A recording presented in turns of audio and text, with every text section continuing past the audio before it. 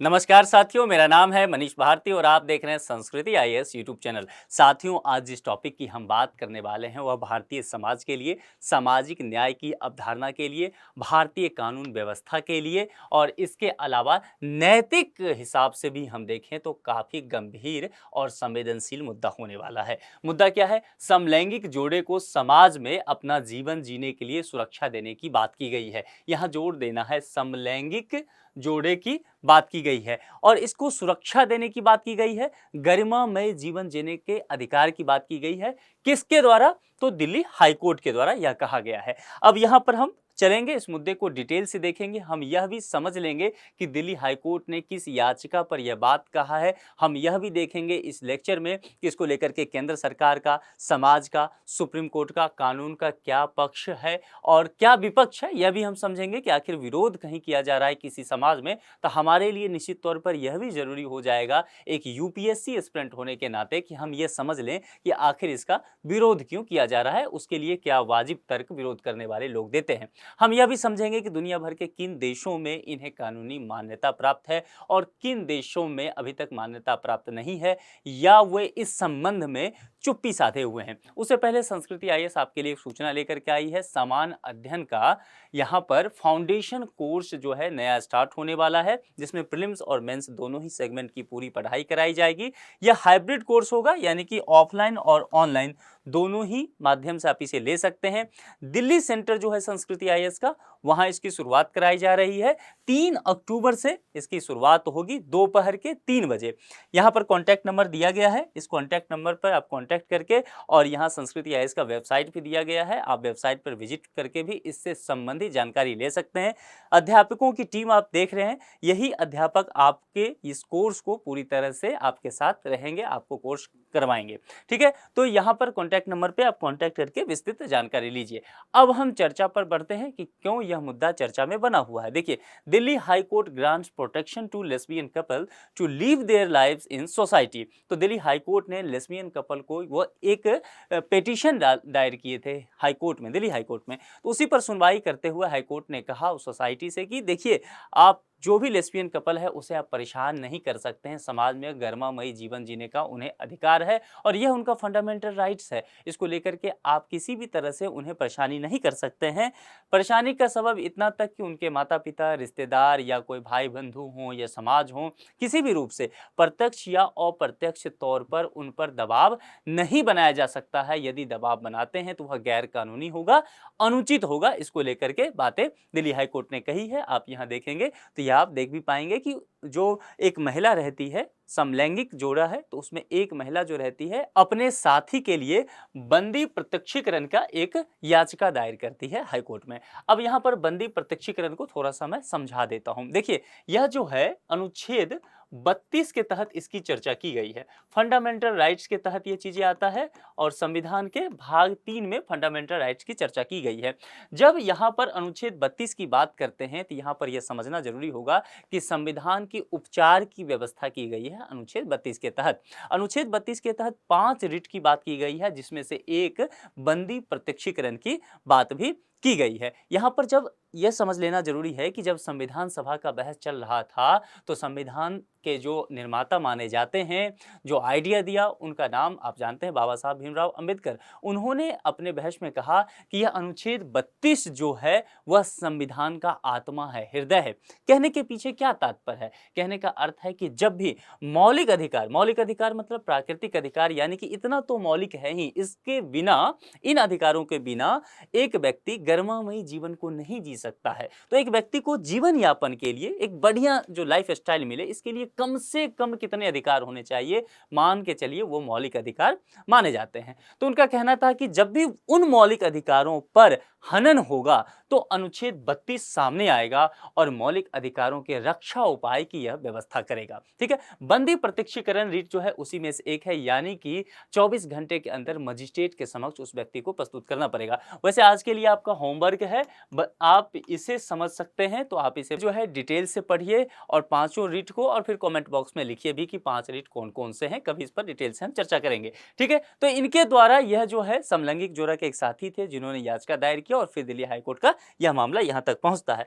अब हम इससे आगे चलते हैं। अभी आपसे मैंने कहा कि लेस्बियन कपल, तो हमारे लिए समझना यह जरूरी हो जाएगा कि क्या तात्पर्य होता है लेस्बियन का या गे का या ट्रांसजेंडर का। हमारे लिए यह जानना सबसे पहले जरूरी हो जाएगा। LGBTQIA प्लस समुदाय इनको कहा जाता है, LGBTQIA+ कम्युनिटी। तो यहां समझना होगा कि देखिए ये जो लेटर का पहला वर्ड है ना, ये डिनोट करता है इनके पहचान को, जैसे कि L फॉर लेस्बियन होता है। अब यहाँ समझना है कि लेस्बियन कहने का क्या तात्पर्य है। उससे पहले यह समझिए कि हम मान के चलते हैं, हमारा समाज जो है मान के चलता है, नैतिक रूप से वो मान के चलता है कि कोई मेल है तो उसका जो सेक्सुअल फीलिंग्स होगा, सेक्सुअल आकर्षण होगा, वो किसके तरफ होगा? फीमेल के तरफ होगा, ऐसा हम मान के चलते हैं। और वाइस वर्सा, यानी कि कोई फीमेल है उसका आकर्षण मेल की तरफ होगा। यह हमने मान लिया है, हमारे समाज ने मान लिया है। लेकिन क्या यह सर्वथा सत्य है? तो हम मानते हैं कि नहीं, यह सत्य नहीं है, इसका कोई वैज्ञानिक आधार नहीं है। समाज ने मॉरल पॉलिशिंग के तहत यह व्यवस्था कायम कर ली है, नैतिक जो है एक तरह से पर्दा डाल लिया है।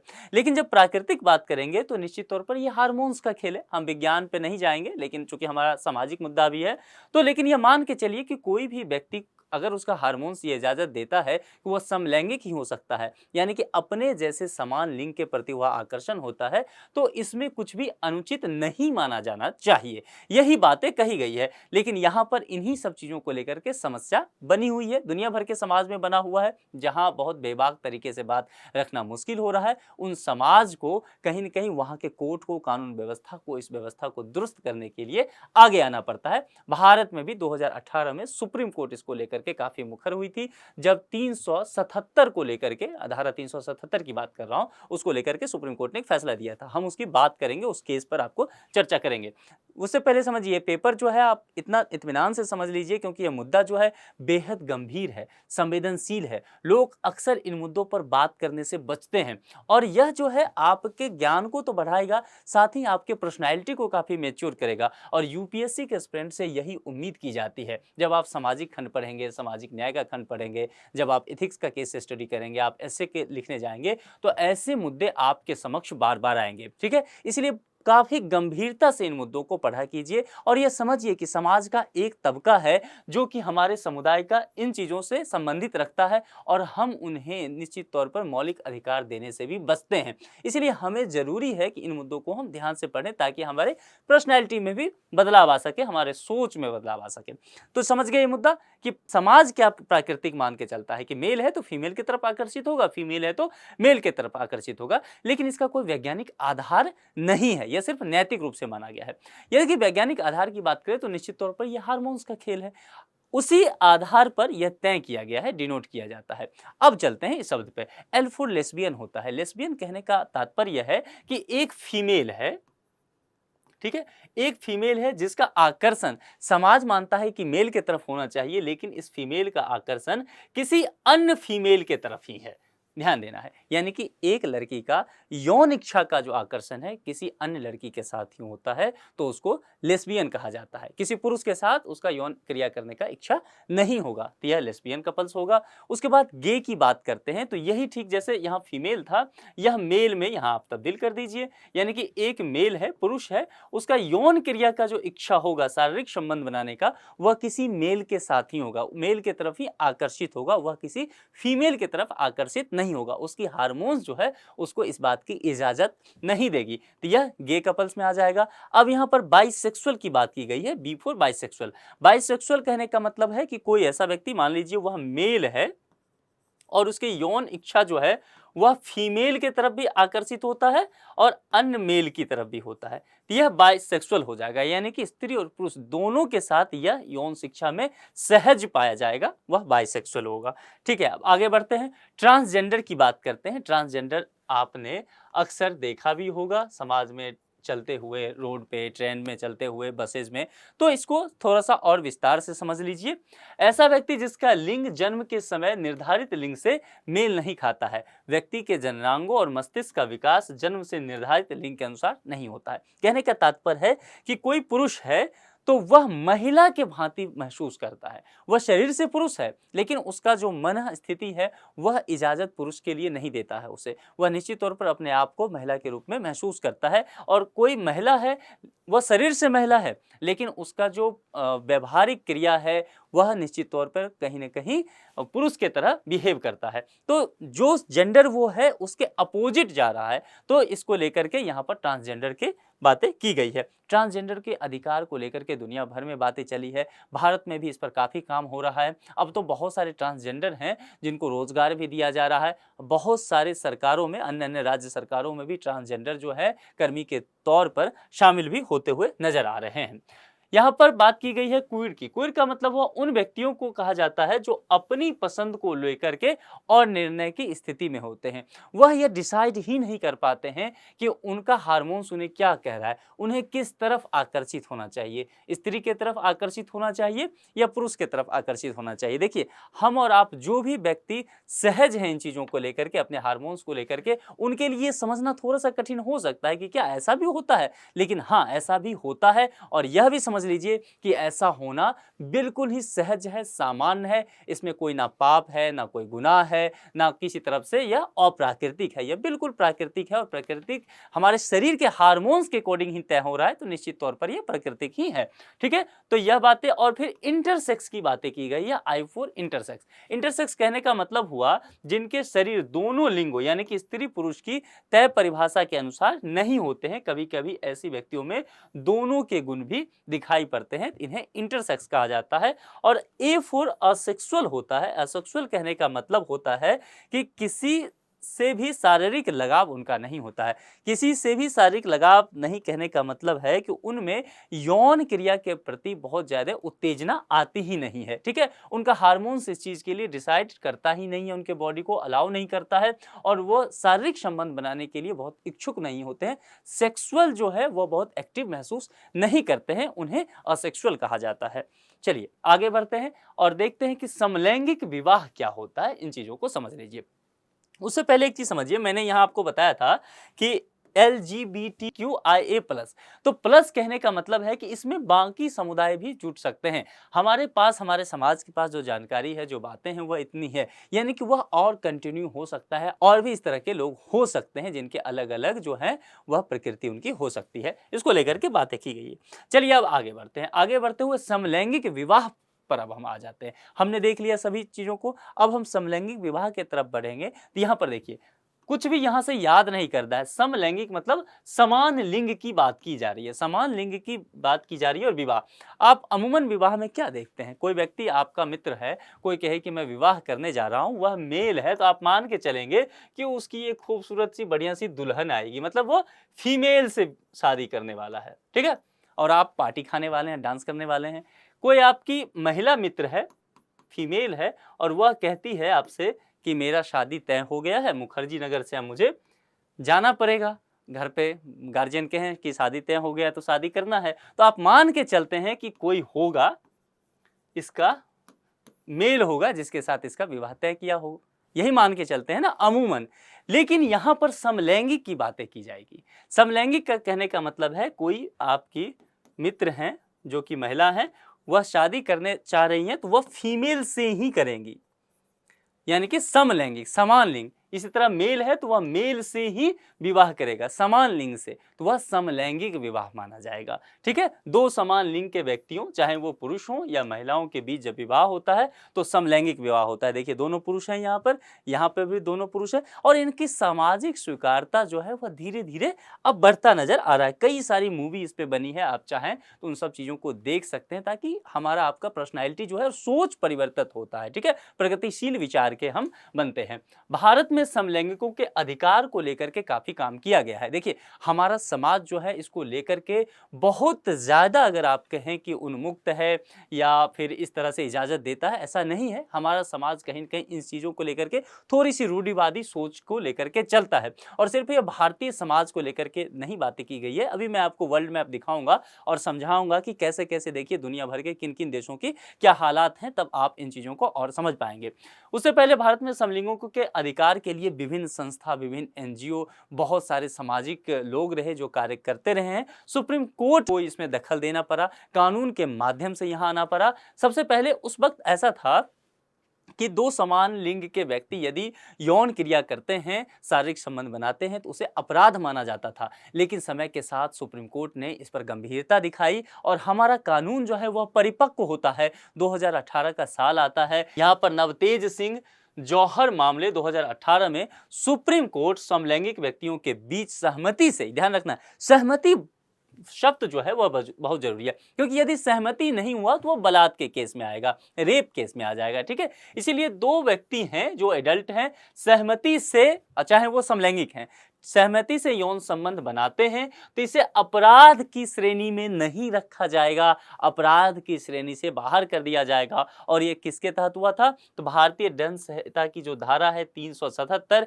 इसमें सुधार की बात की गई थी। भारत में समलैंगिक विवाह को कानूनी मान्यता प्राप्त नहीं है। यहाँ पर दो चीजें देखिए, आप कहेंगे कि सुप्रीम कोर्ट ने, अभी आप कहा कि धारा 377 को सुधार करते हुए सुप्रीम कोर्ट ने ये बातें कही। मैंने कहा कि उसके तहत सुप्रीम कोर्ट ने यह कहा कि दो समलैंगिक व्यक्ति हैं, वह सहमति से यौन संबंध बनाते हैं तो यह अपराध नहीं होगा। लेकिन यहां पर सुप्रीम कोर्ट ने उन दोनों समलैंगिक व्यक्ति के विवाह को कानूनी मान्यता नहीं दी है। अभी तक सुप्रीम कोर्ट उस पर मौन है, वह यह भी नहीं कही कि जरूरी है या नहीं जरूरी है, उस पर बातें चल रही है, याचिका चल रहा है। आप कहेंगे कि फिर अभी आपने एक तस्वीर दिखा दी थी पीछे की, देखिए दोनों के विवाह हो रखा है। निश्चित तौर पर ऐसे बहुत सारे व्यक्ति हैं जो विवाह कर रहे हैं आपस में, लेकिन यहां मैंने एक शब्द आपको बताया कि कानूनी मान्यता नहीं है। जिस तरह से विवाह का रजिस्ट्रेशन वगैरह होता है ना, तो कानूनी मान्यता मिलता है, तो अभी कानूनी मान्यता नहीं है। सामाजिक स्वीकार्यता थोड़े थोड़े बढ़ रही है, संभव है कि हमारा कानून भी समय के साथ परिपक्वता दिखाएगा और हम वहां तक पहुंच जाएंगे। सुप्रीम कोर्ट ने समलैंगिक विवाह को कानूनी मान्यता प्राप्त करने की मांग करने वाली याचिकाओं पर अभी सुनवाई चल रही है, देखना होगा कि आगे क्या होता है। अब यहां समझ लीजिए कि समलैंगिक विवाह के पक्ष में क्या तर्क दिए जा रहे हैं, इसको समझना जरूरी है। देखिए, अपनी पसंद के व्यक्ति से विवाह करने का अधिकार जो है हर व्यक्ति का होना चाहिए, क्योंकि जीवन साथी चयन करने का अधिकार निश्चित तौर पर मौलिक अधिकार है। हम किसके साथ रहें, किसके साथ घूमें, किसके साथ हंसे बोले रहें या किसके साथ यौन क्रिया करें, यह निश्चित तौर पर बेहद निजी मामला है। किसी दूसरे व्यक्ति को उसमें दखलंदाजी नहीं करनी चाहिए, मौलिक अधिकार का मानना है। और भारत का संविधान जो है अपने नागरिकों के लिए, किसी व्यक्ति के लिए मौलिक अधिकार को लेकर के बहुत दृढ़ है कि उसका हनन नहीं होना चाहिए। यहाँ पर सुप्रीम कोर्ट भी यही कहते हुए नजर आ रही है। किसी व्यक्ति को विवाह करने से रोकना जो है समानता के अधिकार का उल्लंघन है ना। हमारा संविधान का मौलिक अधिकार यह भी कहता है कि समानता का अधिकार देता है, हर व्यक्ति जो है वह चयन कर सकता है। लेकिन हम किसी को रोकते हैं कि नहीं तुम्हें विवाह नहीं करना है, तो निश्चित तौर पर हम इसका उल्लंघन कर रहे हैं। लगभग 30 से अधिक देश जो हैं समलैंगिक विवाह को कानूनी मान्यता प्राप्त करते हैं, वह देते हैं। अब यहाँ पर एक तर्क यह भी आता है कि यदि कोई समस्या होती तो बहुत सारे देश जो मान्यता इसको दे रहे हैं निश्चित तौर पर वह भी इस पर विचार करते। लेकिन अगर मान्यता दिया जा रहा है, लोग वहाँ कर रहे हैं, तो फिर भारत में यह क्यों नहीं हो सकता? हम इतने प्रगतिशील क्यों नहीं हो सकते? कानूनी मान्यता मिलने से सामाजिक स्वीकार्यता में भी वृद्धि हो जाएगी। सामाजिक स्वीकार्यता में जब वृद्धि होगी तो निश्चित तौर पर ये व्यक्ति जो हैं इनका जीवन जो है गरिमामयी जीवन तो होगा ही, इसके अलावा यदि मैं बात करूं तो रोजगार में इनको मौका मिलेगा, इसके अलावा शिक्षा के क्षेत्र में या आ पाएंगे।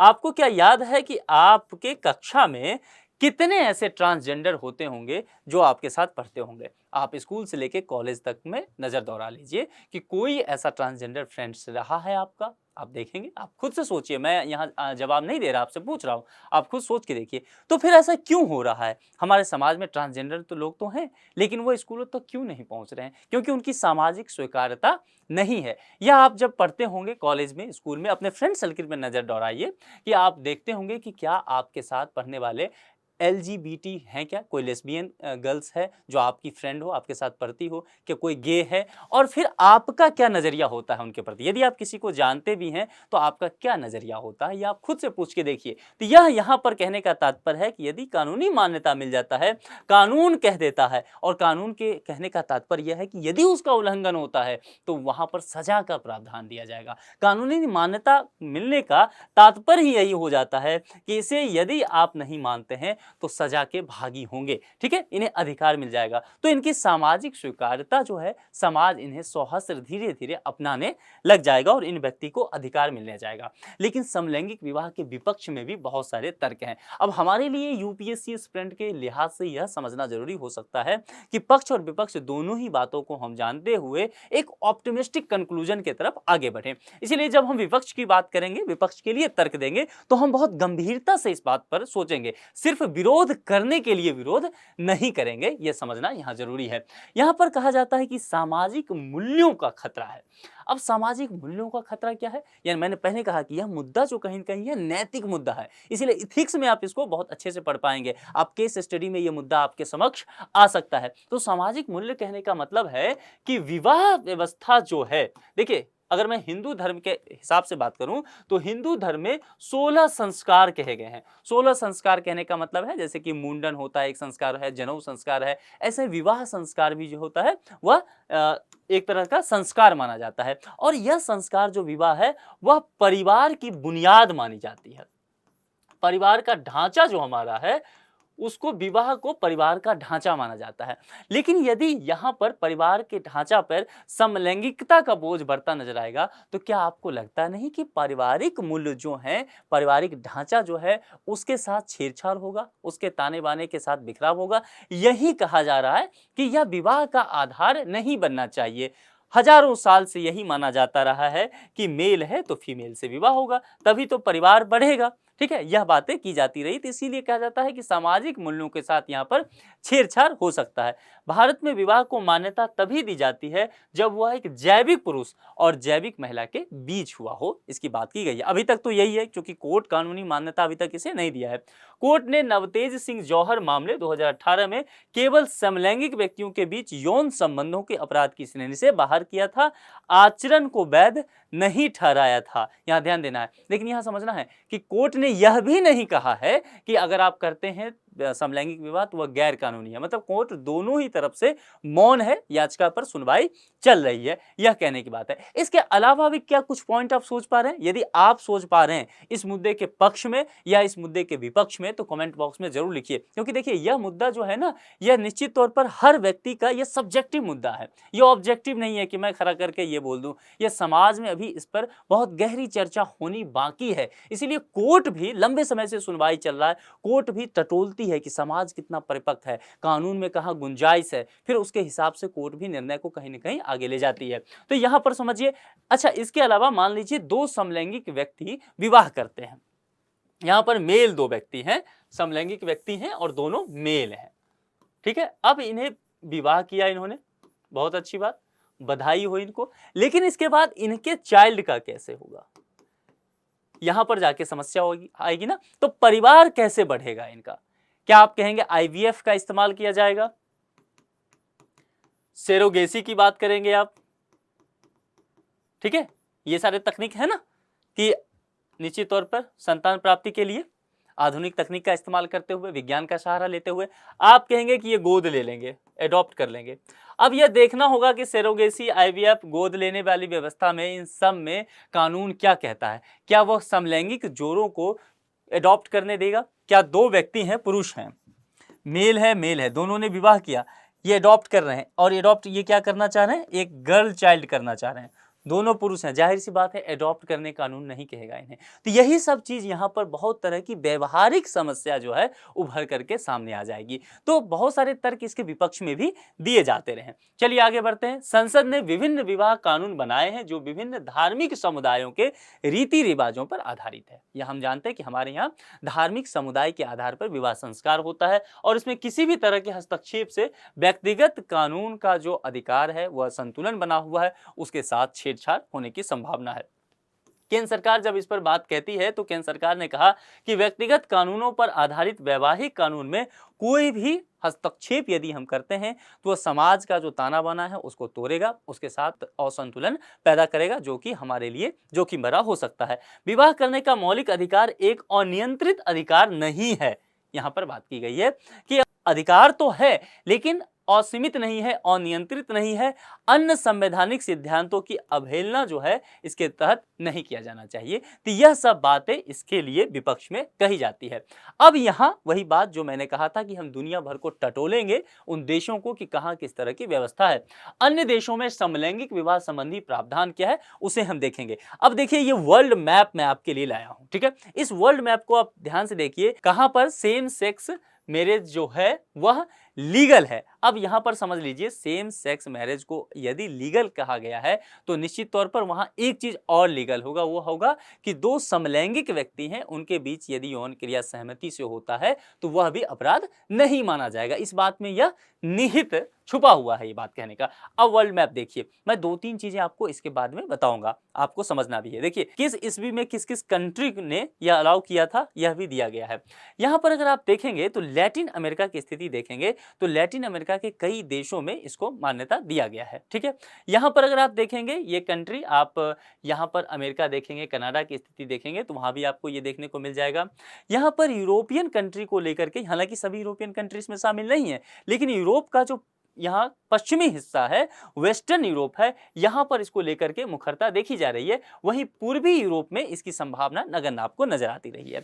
यहाँ यदि आप अफ्रीका को देखेंगे तो अफ्रीका में भी यहाँ पर दक्षिण अफ्रीका को छोड़ के बाकी जगह मामला स्थिति ठीक नहीं है, कानूनी मान्यता इनको नहीं दिया गया है। यहाँ ऑस्ट्रेलिया में दिया गया है, न्यूजीलैंड में है। इसके अलावा यह पूरा हिस्सा जो पड़ जाता है, ये एशिया वाला हिस्सा, जरा इस पे नजर दौड़ाइए। इसमें आप देखेंगे तो छोटा सा यहाँ ताइवान में मिला है, लेकिन बाकी स्थिति अगर आप देखेंगे तो आप पाएंगे एशिया इसको लेकर के बिल्कुल भी मौन है। मिडिल ईस्ट का एशिया का हिस्सा है, मिडिल ईस्ट वह भी मौन है। आप बाकी आसियान कंट्री को देखिए, वह भी मौन है। सेंट्रल एशिया की स्थिति देखिएगा, वहां भी मौन है।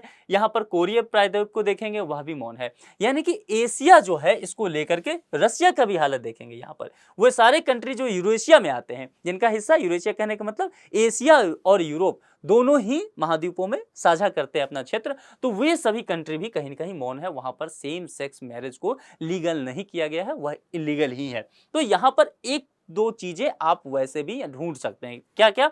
तो देखिए, जो ये सारे कंट्री हैं, एक तो तीसरी दुनिया के देश की व्यवस्था जो कही जाती है अर्थव्यवस्था के हिसाब से, देखिए वहां पर लैटिन अमेरिका को छोड़ दीजिए इसमें, तो आप देखेंगे कि अफ्रीका जो आर्थिक रूप से काफी पिछड़ा हुआ है, अविकसित ज्यादा देश वहां पर हैं या विकासशील हैं, वह जो है इस सेम सेक्स मैरिज को लीगल नहीं करते। देखिए यूपीएससी की जब आप प्रिपरेशन कीजिए, जब आप आंसर राइटिंग वगैरह करेंगे ना, तब जाकर के आप अगर इन मुद्दों को उठाएंगे तब जाकर के डेप्थ आएगा आपके आंसर में। और जब यदि आप एस्से लिखते हैं इस टॉपिक पे और यदि इन सब चीजों की आप चर्चा कर देते हैं ना, फिर तो आपने कमाल ही कर दिया। इसीलिए जोड़ के देखिए चीजों को, है ना। अब यहाँ पर आप कहाँ सामाजिक मुद्दे पे जा रहे थे, लेकिन सामाजिक मुद्दा क्या अर्थव्यवस्था से नहीं जुड़ता है? देखिए कि एशिया के ज्यादातर कंट्री क्या है, डेवलपिंग कंट्री हैं, है ना, या फिर क्या है, अविकसित हैं। इस स्थिति में देखेंगे तो यहाँ पर सामाजिक स्थिति भी पिछड़ा हुआ है। हमारा कानून भी आप देखेंगे बहुत जगह के हिसाब से तो अपरिपक्व है। तो यह भी आपको इस मैप से देखने को मिल जाएगा। बाकी आप यहाँ पर ढेर सारे कंट्री का नाम देख रहे हैं, हमारा प्यारा भारत भी है, यह जो है समलैंगिक विवाह की इजाजत नहीं देता है। चलिए आगे बढ़ते हैं। इस टॉपिक पर एक संभावित प्रश्न जो है वह प्रीलिम्स का है, और मैं मेंस का भी एक प्रश्न लाया हूं, क्योंकि आप लोग की लगातार डिमांड है कि सर मेंस का भी टॉपिक देते रहिए, तो उसको भी हम देख लेंगे। यहां पहले प्रीलिम्स का देख लीजिए। समलैंगिक से क्या तात्पर्य है? 4 यहाँ विकल्प दिया गया है। ऐसे व्यक्ति जो शारीरिक और भावनात्मक रूप से समान लिंग के व्यक्तियों को पसंद करते हैं। कैसे? शारीरिक और भावनात्मक की बात की गई है। ऐसा व्यक्ति जो अपनी लैंगिक पसंद को लेकर अनिर्णय की स्थिति में होता है। ऐसे व्यक्ति जिनके शरीर दोनों लिंगों के गुण दिखाई पड़ते हैं। ऐसा व्यक्ति जिसका लिंग जन्म के समय निर्धारित लिंग से मेल नहीं खाता है। यह 4 विकल्प दिया गया है। आपको यह बताना है कि समलैंगिक कौन होता है 4 विकल्प में। आप जानते हैं जवाब मैं नहीं दिया करता हूं, तो जवाब जो है आपको कमेंट बॉक्स में देना है, 4 में से कौन सही होगा। आप लोग, काफी लोग मैं देखता हूं कि जवाब दे भी रहे हैं, बहुत अच्छी स्थिति है। इसका मतलब है कि आप लेक्चर जो सुनते हैं, हमने आधा घंटा जो चर्चा किया है वह आपको समझ में आ रहा है। देखिए परीक्षण जो है आपका ज्ञान का, अध्ययन का, वह कहीं ना कहीं टेस्ट देकर के ही आएगा। तो पूरा लेक्चर सुनिए, तुरंत एक क्वेश्चन सॉल्व कर लीजिए, तो आपको समझ में आ जाएगा कि हाँ, आप जो अभी तुरंत सीखे हैं वह आप समझ पाए हैं। तो आपको अपनी स्थिति का का भी अंदाजा लग जाएगा। अब जैसा मैंने कहा, मेंस का भी एक प्रश्न आज से मैं डाल देता हूं इस टॉपिक पर। देख लीजिए, भारत में समलैंगिक विवाह को कानूनी मान्यता मिलने के पक्ष और विपक्ष में तर्क दीजिए। तो यहां पर सबसे पहले समलैंगिक कानून, मैं एक फ्रेम बता देता हूं, क्योंकि आप जैसे कि पहले इंट्रो लिखेंगे, फिर मेन बॉडी लिखेंगे, फिर कंक्लूजन तक जाएंगे। तो मान लीजिए 250 शब्द में आप लिखते हैं, तो आपको उसी तरह से ध्यान भी रखना होगा कि कितने वर्ड आप कहां खर्च कर रहे हैं। 30-35 वर्ड में आप इंट्रो को खत्म कर लीजिए, और वही 20-25 या 30 वर्ड में आप कंक्लूजन को खत्म कर लीजिए। बाकी के जो लगभग 180 वर्ड हैं, वह आप रखिए किसके लिए? मेन बॉडी के लिए, फ्रेम करने के लिए। अब यहां पर भारत में समलैंगिक विवाह को कानूनी मान्यता मिलने के पक्ष, तो सबसे पहले आप क्या समझाइए? समलैंगिक विवाह को जरूर समझाइए, और भारत के संदर्भ में क्या स्थिति है उसे समझाइए। कानूनी मान्यता की जब बात की जाएगी, तो आप ये बताइए सबसे पहले, क्या भारत में इसे कानूनी मान्यता दिया गया है? नहीं। तो यहां पर 377 की भी चर्चा कीजिए, जिसे सुप्रीम कोर्ट ने खारिज किया, और यह बताइए कि सहमति से दो एडल्ट हैं और समलैंगिक हैं, तो वह सेक्स करते हैं, तो वह इलीगल नहीं होगा। लेकिन यहां पर कानूनी मान्यता उनकी शादी को नहीं दिया गया है, यह भी समझाइए। इसके अलावा इसके पक्ष की बातें कीजिए कि क्या क्या पक्ष के मुद्दे हैं, क्या क्या विपक्ष के मुद्दे हैं, वह भी बताइए। साथ ही यह भी बताइए कि याचिका चल रहा है, वह जो नवजोत वाला केस मैंने बताया, वह भी चर्चा कीजिए। दुनिया भर के देशों से भी इसको तुलना करके थोड़ा सा डायग्राम वगैरह बना के, ग्राफ बना के दिखा दीजिए। यदि आप इतना कर देते हैं, तो आपका आंसर जो होगा वह बहुत बेहतरीन होगा। तो इस लेक्चर में इतना ही रखते हैं। मैं उम्मीद करता हूं कि जो प्रीलिम्स का प्रश्न पूछा गया है और जो मेंस का मैंने मुद्दा दिया है, उस मुद्दे पर भी आप लंबा चौड़ा कमेंट बॉक्स में लिखेंगे, और प्रीलिम्स का जवाब तो आप देंगे ही। तो इस लेक्चर में इतना ही रखते हैं। किसी दूसरे लेक्चर में किसी दूसरे मुद्दे के साथ आपसे हमारी मुलाकात होगी। अपना ख्याल रखिए। Thank you.